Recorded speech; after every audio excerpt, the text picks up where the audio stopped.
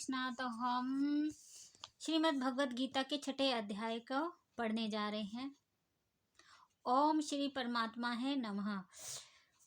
इसमें भगवान जी कहते हैं, उसके उपरांत श्री कृष्ण महाराज बोले, हे अर्जुन, जो पुरुष कर्म के फल को न चाहता हुआ करने योग्य कर्म करता है वह सन्यासी और योगी है, और केवल अग्नि को त्यागने वाला सन्यासी योगी नहीं है, तथा केवल क्रियाओं को त्यागने वाला भी सन्यासी योगी नहीं है। इसलिए हे अर्जुन, जिसको सन्यास ऐसा कहता है उसी को तू योग जान, क्योंकि संकल्पों को न त्यागने वाला कोई भी पुरुष योगी नहीं होता है। समत्व बुद्धि रूप योग में आरूढ़ होने की इच्छा वाले मननशील पुरुष के लिए योग की प्राप्ति में निष्काम भाव से कर्म करना ही हेतु कहा है, और योगारूढ़ हो जाने पर उस योगारूढ़ पुरुष के लिए सर्व संकल्पों का अभाव ही कल्याण में हेतु हो कहा है। जिस काल में न तो इंद्रियों के भोगों में आसक्त होता है तथा न कर्मों में ही आसक्त होता है, उस काल में सर्व संकल्पों का त्यागी पुरुष योगारूढ़ कहा जाता है। यह योगारूढ़ता कल्याण में हेतु कही है। इसलिए मनुष्य को चाहिए कि अपने द्वारा अपना संसार समुद्र से उद्धार करे और अपने आत्मा को अधोगति में न पहुंचाते हुए, क्योंकि यह जीवात्मा आप ही तो अपना मित्र है और आप ही अपना शत्रु है, अर्थात और कोई दूसरा शत्रु या मित्र नहीं है। उस जीवात्मा का तो वह आप ही मित्र है, और जिसके द्वारा मन और इंद्रियों सहित शरीर नहीं जीता गया है उसका वह आप ही शत्रु के सदृश मतलब समान शत्रु में वह बरतता है। हे अर्जुन, सर्दी गर्मी और सुख दुख आदियों में तथा मान और अपमान में जिसके अंतकरण की वृत्तियां अच्छी प्रकार शांत है अर्थात विकार रहित है, ऐसे स्वाधीन आत्मा वाले पुरुष के ज्ञान में सच्चिदानंद परमात्मा समान प्रकार से स्थित है, अर्थात उसके ज्ञान में परमात्मा के सिवाय अन्य किसी और का चिंतन नहीं होता। ज्ञान विज्ञान से तृप्त है, अंतकरण जिसका तथा विकार रहित है, स्थिति जिसकी और अच्छी प्रकार जीती हुई है, इंद्रियां जिसकी तथा समान है मिट्टी पत्थर और सुस्वर्ण जिसके, वह योगी युक्त अर्थात भगवत की प्राप्ति वाले हैं। ऐसे कहा जाता है, जो पुरुष हृदय मित्र वैरी उदासीन मध्यस्थ द्वेषी और बंधुगणों में तथा धर्मात्माओं में और पापियों में भी समान भाव वाला है वह अति श्रेष्ठ है। इसलिए उचित है कि जिसका मन और इंद्रियों सहित शरीर जीता हुआ है, ऐसा वासना रहित और संग्रह रहित योगी अकेला ही एकांत में स्थित हुआ निरंतर आत्मा को परमेश्वर में ध्यान लगावे। शुद्ध भूमि में कुशा मृगछाला और वस्त्र है, उपरोपरि जिसके ऐसे अपने आसन को न अति ऊंचा समझे और न अति नीचा स्थिर स्थापना करके, और उस आसन पर बैठकर तथा मन को एकाग्र करके चित्त और इंद्रियों की क्रियाओं को वश में किया हुआ अंतकरण की शुद्धि के लिए योग का अभ्यास करें। उसकी विधि इस प्रकार है कि काया में इस शरीर को सिर मतलब ये सिर और ग्रीवा मतलब ये अपना ही ग्रीवा समान और अचल धारण किए हुए दृढ़ होकर अपनी नासिका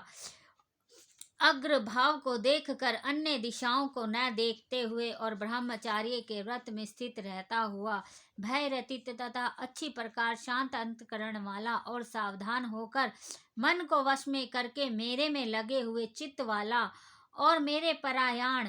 हुआ स्थित होवे। इस प्रकार आत्मा को निरंतर परमेश्वर स्वरूप में लगाता हुआ स्वाधीन मन वाला योगी मेरे में स्थित रूप परमानंद प्रकाष्ठा वाली शांति को प्राप्त होता है। परंतु हे अर्जुन, यह योग न तो बहुत खाने वालों का सिद्ध होता है और न ही बिल्कुल खाने वालों का, तथा न अति शयन करने वालों का स्वभाव वालों का और न अत्यंत जागने वालों का ही सिद्ध होता है। यह दुखों का नाश करने वाला योग तो यथा योग्य आहार और विहार करने वालों का तथा कर्मों में यथा योग्य चेष्टा करने वालों का तथा यथा योग्य शयन करने वालों का जगने वालों का ही सिद्ध होता है। इस प्रकार योग के अभ्यास से अत्यंत वश में किया हुआ चित्त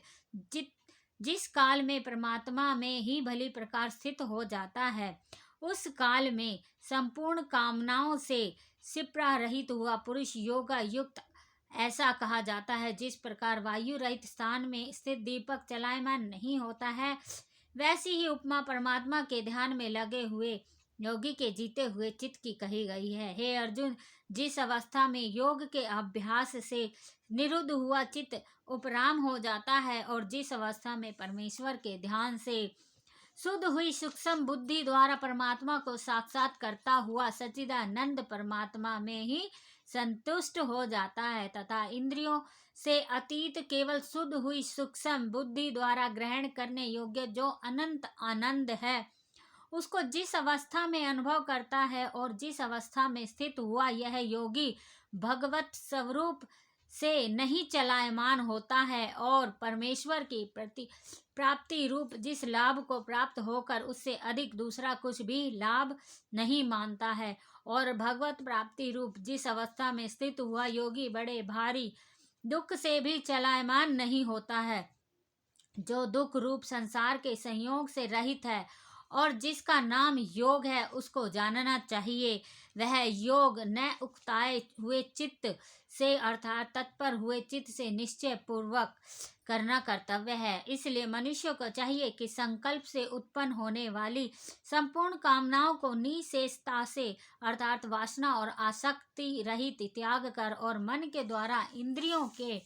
समुदाय को सब ओर से ही अच्छी प्रकार से वश में करे। कर्म से अभ्यास करता हुआ उपरा मता को प्राप्त होवे और तथा धैर्य युक्त बुद्धि द्वारा मन को परमात्मा में स्थित करके परमात्मा के सिवा और कुछ भी चिंतन न करे। परंतु जिसका मन वश में नहीं हुआ हो, उसको चाहिए कि यह स्थिर न रहने वाला और चंचल मन जिस कारण से सांसारिक पदार्थों में विचरता है, उसे से रोक कर बार परमात्मा में ही लगाए। और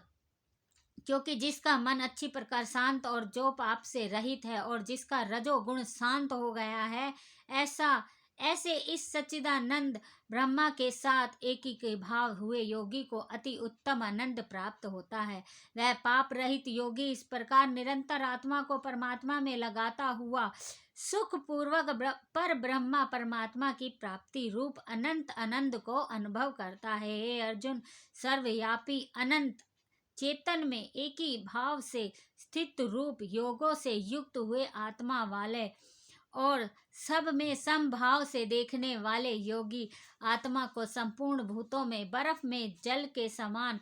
व्यापक देखता है और संपूर्ण भूतों को आत्मा में देखता है। अर्थात जैसे सपने में जगा हुआ पुरुष सपने संसार को अपने अंतर्गत अपने अंदर आधार देखता है, वैसे ही वह पुरुष संपूर्ण भूतों को अपने सर्वव्यापी अनंत चेतन आत्मा के अंतर्गत संकल्प के आधार पर देखता है। जो पुरुष संपूर्ण भूतों में सबके आत्मरूप मुझे ही देखता है, वासुदेव को ही व्यापक देखता है और संपूर्ण भूतों को मुझ वासुदेव के अंतर्गत देखता है, उसके लिए मैं अदृश्य नहीं होता और वह मेरे लिए कभी अदृश्य नहीं होता, क्योंकि वह मेरे में एक ही भाव से स्थित है। इस प्रकार जो पुरुष एक ही भाव में स्थित हुआ संपूर्ण भूतों में आत्मा रूप से स्थित मुझे सच्चिदानंद वासुदेव को भजता है, वह योगी सब प्रकार से बरतता हुआ भी मेरे में ही बरतता है, क्योंकि उसके अनुभव में मेरे सिवा अन्य कुछ होता ही नहीं। हे अर्जुन, जो योगी अपने सादृश्यता से संपूर्ण भूतों में सम देखता है और सुख तथा दुख भी सब में सम देखता है, वह योगी परम श्रेष्ठ माना गया है। इस प्रकार भगवान के वाक्यों को सुनकर अर्जुन बोले, हे मधुसूदन, जो यह ध्यान योग आपने समत्त भाव से कहा है, इसकी मैं मन के चंचल होने से बहुत काल तक ठहरने वाली स्थिति को नहीं देखता हूँ, क्योंकि हे कृष्ण, यह मन बड़ा चंचल और प्रम मंथन स्वभाव वाला है और तथा बड़ा दृढ़ और बलवान है, इसलिए इसका वश में करना वायु की भांति और दुष्कर मानता हूँ। इस प्रकार जैसे मनुष्य अपने मस्तक हाथ पैर और गुदादि 7 ब्राह्मण क्षत्रिय शूद्र और को बर्ताव करता है, उनके साथ बर्ताव करता है, उनमें आत्मभाव अर्थात अपनापन समान होने से सुख और दुख को सम समान ही देखता है, वैसे ही सब भूतों में देखना अपने सदृश्यता से सम देखना है। अर्जुन के पूछने पर श्री कृष्ण भगवान जी बोलते, हे महाभाव, निसंदेह मन चंचल है, कठिनास्थ वश में होने वाला है, परंतु कुंती पुत्र अर्जुन अभ्यास अर्थात स्थिति के लिए बार बार यत्न करने से वैराग्य वश में होता है। इसलिए इसको अवश्य वश में करना चाहिए, क्योंकि मन को वश में न करने वाला पुरुष द्वारा योग दुष्प्राय है अर्थात प्राप्त होना कठिन है, और स्वाधीन मन वाले प्रयत्नशील पुरुष द्वारा साधन करने से प्राप्त होना सहज है। यह मेरा मत है। इस पर अर्जुन बोले, हे कृष्ण, योग से चलायमान हो गया है मन, जिसका ऐसा स्थिर यत्न वाला श्रद्धा युक्त पुरुष योग की सिद्धि को अर्थात भगवत साक्षात्कार को न प्राप्त होकर किस गति को प्राप्त होता है। हे महाभाव, क्या वह भगवत प्राप्ति के मार्ग में मोहित हुआ? आश्चर्य रहित पुरुष छिन्न भिन्न बादल की भांति दोनों ओर से अर्थात भगवत प्राप्ति और सांसारिक भोगों से भ्रष्ट हुआ नष्ट तो नहीं हो जाता है। हे कृष्ण, मेरे इस संशय को संपूर्णता से छेदन करने के लिए आप ही योग्य हैं, क्योंकि आपके सिवा दूसरा इस संशय का छेदन करने वाला मिलना संभव नहीं है। इस प्रकार अर्जुन के पूछने पर श्री कृष्ण भगवान बोलते हैं, हे पार्थ, उस पुरुष का न तो इस लोक में और न परलोक में ही नाश होता है, क्योंकि हे प्यारे, कोई भी शुभ कर्म करने वाला अर्थात भगवत अर्थ कर्म करने वाला दुर्गति को नहीं प्राप्त होता, किंतु वह योग भ्रष्ट पुरुष पुण्यवानों के लोकों को अर्थात स्वर्ग आदि उत्तम लोकों को प्राप्त होकर उनमें बहुत वर्षों तक वास करके शुद्ध आचरण वाले श्रीमान पुरुष के घर में जन्म लेता है, अथवा वैराग्यवान पुरुष उन लोकों में न जाकर ज्ञानवान योगियों के ही कुल में जन्म लेता है। परंतु इस प्रकार जो यह जन्म है सो संसार में निसंदेह अति दुर्लभ है। वह पुरुष वहां उस पहले शरीर में साधन किए हुए बुद्धि के संयोग को अर्थात समत्व बुद्धि योगों के संस्कारों को अन्यास ही प्राप्त हो जाता है, और हे कुरुनंदन, उसके प्रभाव से फिर अच्छी प्रकार भगवत प्राप्ति के निमित्त यत्न करता है। वह विषयों के वश में हुआ भी उस पहले के अभ्यास से ही निसंदेह भगवत की ओर आकर्षित होता है, तथा समत बुद्धि रूप योग का जिज्ञासु भी वेद में कहे हुए सकाम कर्मों के फल को उल्लंघन कर जाता है। जबकि इस प्रकार मंद मतलब धीरे प्रयत्न करने वाला योगी भी परम गति को प्राप्त हो जाता है। तब क्या कहना है कि अनेक जन्मों से अंतकरण की शुद्धि रूप सिद्धि को प्राप्त हुआ, और अति प्रयत्न अभ्यास करने वाला योगी संपूर्ण पापों से अच्छी प्रकार शुद्ध होकर उस साधना के प्रभाव से परम गति को प्राप्त होता है अर्थात परमात्मा को प्राप्त होता है, क्योंकि योगी तपस्वियों से श्रेष्ठ और शास्त्रों के ज्ञान वालों से भी श्रेष्ठ माना गया है, तथा सकाम कर्म करने वालों से भी योगी श्रेष्ठ है। इससे हे अर्जुन, तू योगी हो। हे प्यारे, संपूर्ण योगियों में भी जो श्रद्धावान योगी मेरे में लगे हुए हैं, अंतरात्मा से मेरे को ही निरंतर भजते हैं, मेरा ही भजन करते हैं, वह योगी मुझे परम श्रेष्ठ मान्य है। इति श्रीमद् भगवत रूपा उपनिषद एवं ब्रह्म विधा योग शास्त्रीय विषय श्री कृष्ण और अर्जुन के संवाद में आत्म संयम योग नामक छठा अध्याय समाप्त। जय श्री हरि कृष्णा। इसमें श्री हरि कृष्ण भगवान जी हमारे गुरु संपूर्ण रूप से बने हैं। उन्होंने हमें ध्यान की वो विधि इस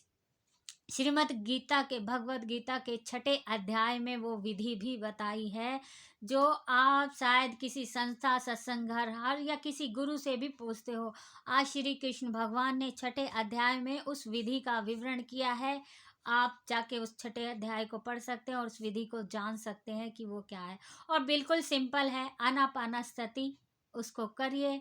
और अपना ध्यान लगाइए। राधे कृष्णा। राधे राधे। राधे कृष्ण।